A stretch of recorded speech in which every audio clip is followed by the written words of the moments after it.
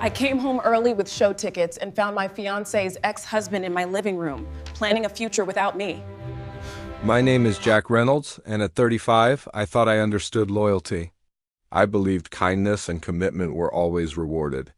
But I learned the hard way that loyalty isn't always returned. Sometimes it's the very thing people use against you. 8 years ago, I met Vanessa in a coffee shop. She dropped her wallet, I picked it up, and our eyes met. It felt like a movie scene. She told me she was a single mom raising her 10-year-old son, Tyler. Her ex-husband had left them for his secretary. She wasn't bitter, just determined to give her son a good life. 3 weeks later, I met Tyler. 6 months after that, they moved into my house. For the first time, I felt like I had a real family. The first year was perfect.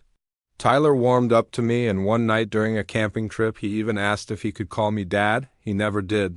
But at the time, the thought was everything. Things changed when he turned 14. He became moody, disrespectful, and defiant.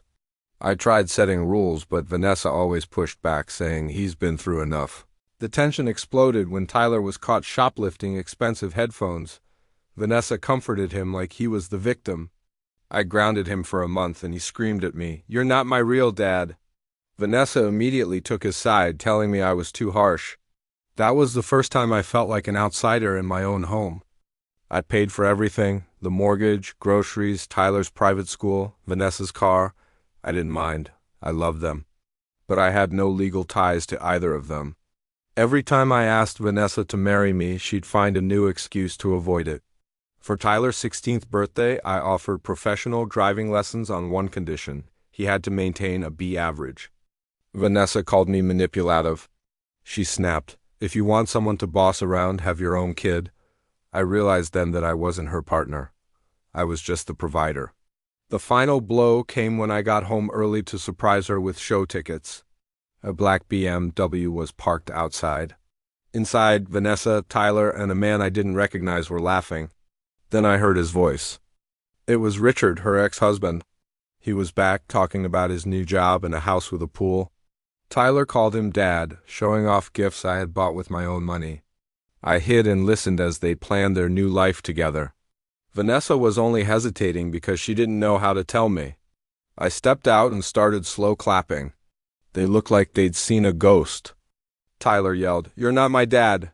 And Vanessa stammered that she was going to tell me soon. I told them all to get out. The house was in my name. They weren't legally my family. They had no right to stay. They left that night, Tyler shouting cruel words as they went. I cut Vanessa off, completely closed accounts, changed locks, and sold the house. I started rebuilding my life from scratch. 6 months later, I saw them at a bus stop, soaked and shivering. Richard had abandoned them again, taking all their money. Vanessa was hurt, and despite everything, I couldn't just leave them there. I took them to a hospital. Tyler cried in my arms for the first time. Vanessa admitted I had always been the better man. I paid her medical bills anonymously and set up a college fund for Tyler. Not for her, but for the kid. He deserved a future. Life moved on. I met Megan, a pediatrician. She didn't need me. She chose me. We married, had 2 beautiful kids, and built a peaceful, real life together. Then, an old investment suddenly paid out $17 million. We bought our dream home and started a foundation for children's health. Years later, Tyler visited my office. His mom was in remission, and he was getting married. He invited us to the wedding. There, Vanessa approached me. She looked healthy and calm. She thanked me and said she was happy I'd found the life she could never give me.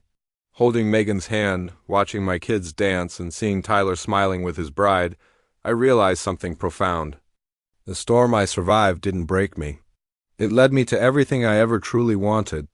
Sometimes your worst heartbreak becomes the very reason you find the best version of your life. Thanks for listening. If this story resonated with you, please subscribe for more.